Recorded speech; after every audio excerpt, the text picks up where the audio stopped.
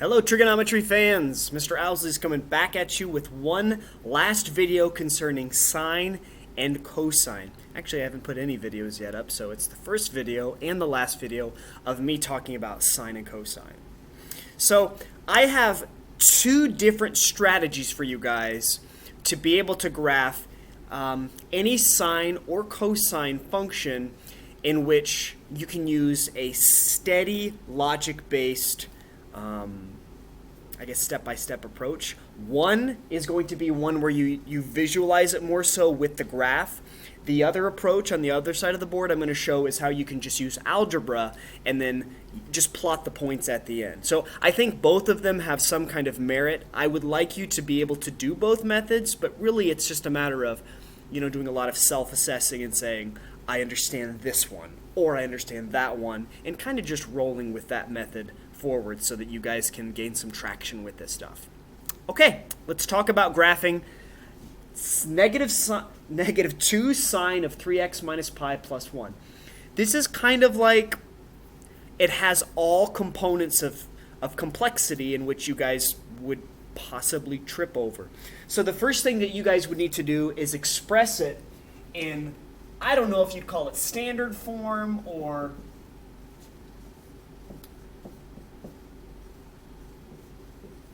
I'm calling it standard form for sine and cosine, where you can easily see the amplitude, how big the wavelengths are, the number that affects the period of the function, the number that gives the horizontal shift. Actually, let's do HK.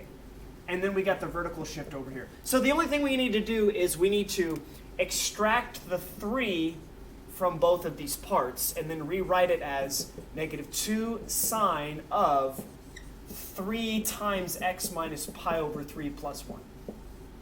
All right, so here's the graphing approach. The graphing approach says, let's instantly create new xy axes. We're not really creating new ones, we're using them to plot points. So what I'm going to do is say this is a one highlighter and this is another highlighter. Okay, green highlighter, I would probably say yellow would be better than red, but whatever, right? So I'm going to make my new x-axis whatever the vertical shift is. So the vertical shift is up 1 unit. That means it's not an asymptote, it's just a reference point for us to graph now.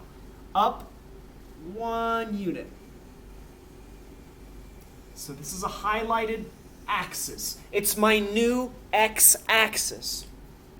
In green, I'm going to shift right pi over 3 units. So it's probably helpful before we do the vertical and horizontal shifts, more so the horizontal shifts, to recognize that, hey, our period has changed dramatically here. It's normally 2 pi, but now it's 2 pi divided by 3. Which means all of our graphing intervals, which used to be 0, pi over 2, pi, 3 pi over 2, etc., are now going to be this divided by 4, right? Those values I just talked about were 2 pi divided by 4. Yeah? 0, pi over 2. You just keep jumping up pi over 2. This divided by 4 will yield pi over 6 values. So you're going to start at 0, then jump to pi over 6, then jump to 2 pi over 6, pi over 3, then 3 pi over 6, then 4 pi over 6, etc. So what I'm going to do is establish that, hey, we should probably go by pi over 6s on the x-axis, otherwise it's going to be a total mess. So on the y-axis, it's okay to go by 1s and 2s. On the x-axis, I'm going to say each block represents pi over 6, which means I have a shift right 2 pi over 6, because that's what pi over 3 is. So I'm going to put a new vertical axis at pi over 3, or 2 pi over 6.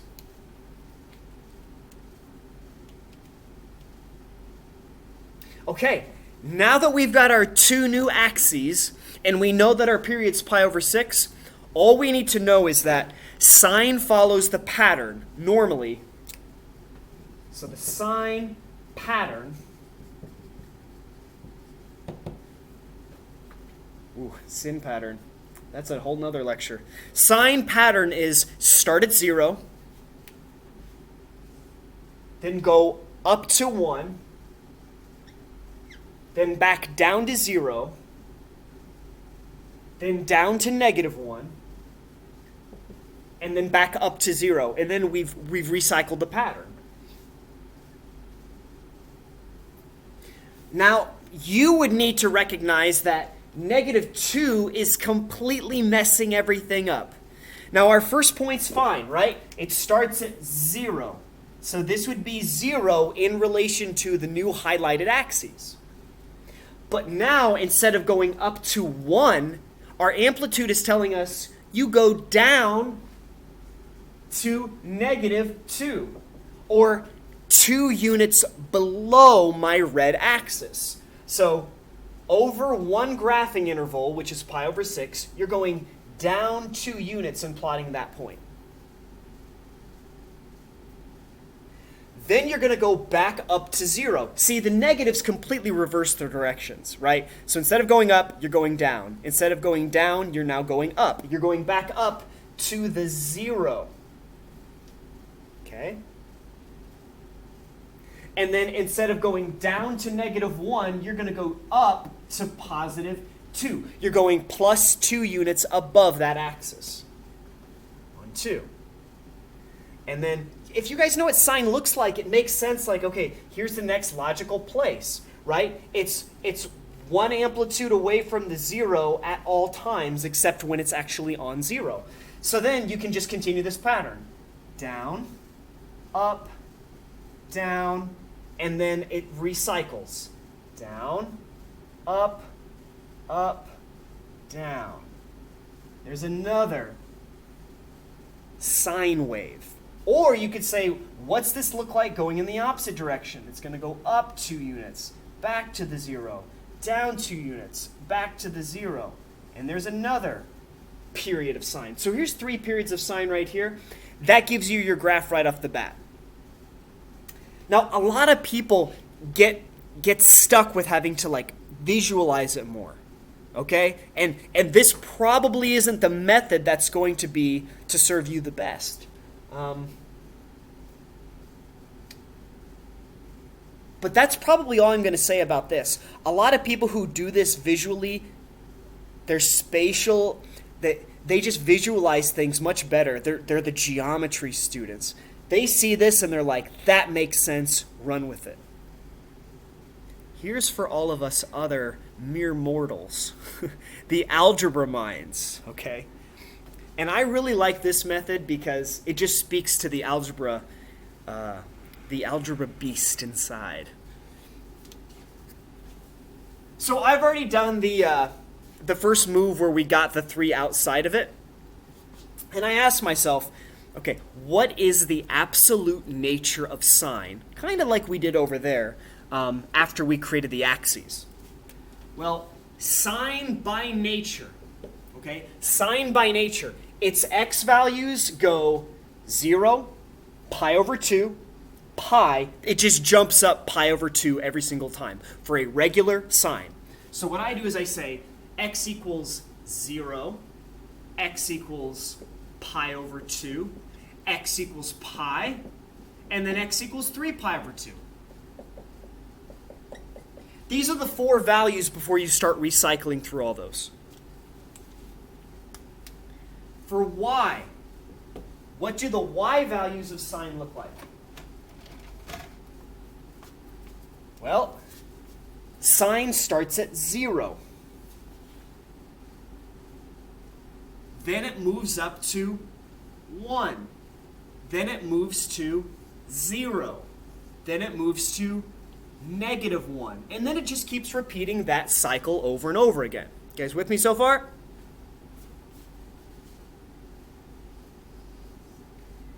Now, if you understand how stretches and reflections work, if you understand how vertical shifts work, horizontal shifts, and if you're kind of understanding how the period changes the x values, here's what we do. The x's are going to be changed by everything inside the parentheses. The period is going to adjust your x intervals. The horizontal shift is going to change where x lives. Okay? So here's what we do. We say, if you're taking a period of 2 pi and dividing it by 3 to get new graphing intervals, that number is going to change by dividing all of your x values by 3. Okay? And that makes sense because if you take pi over 2 divided by 3, you get pi over 6, which were the graphing intervals when we did it totally visually. Okay?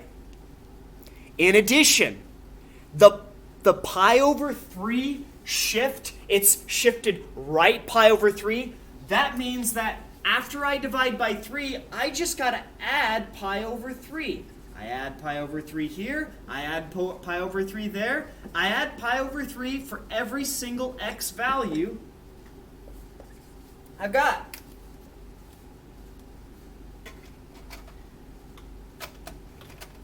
So, once I compute those, I'm going to be able to plot some points.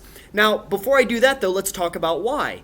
Y gets affected when you increase or decrease the amplitude, when you make a vertical reflection. So, this -2 is what we're going to multiply our y values by initially.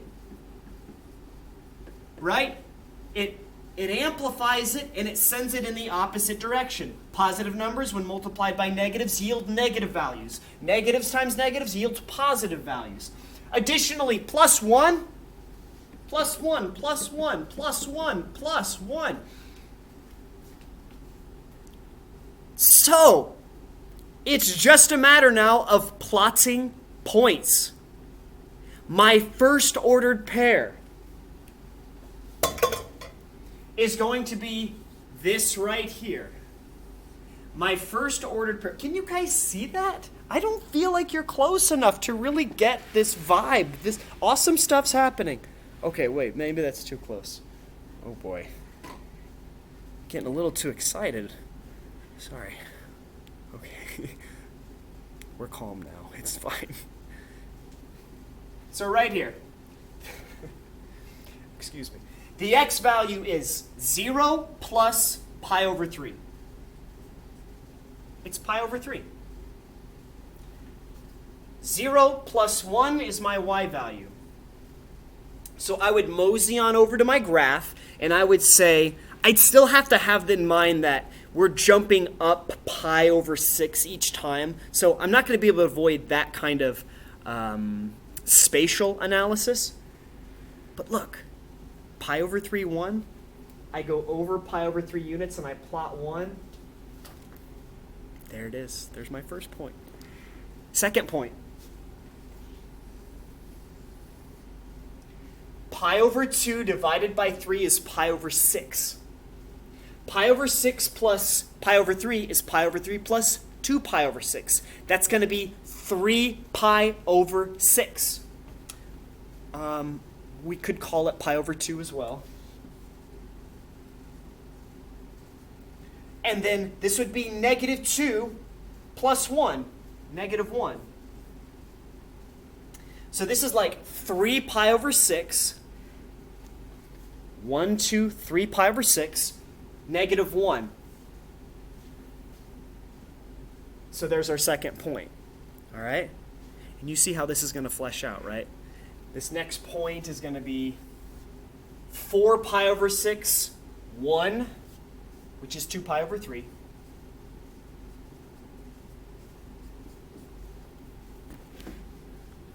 One, 2, 3, 4, comma 1. And then the last point, 5 pi over 6, 3.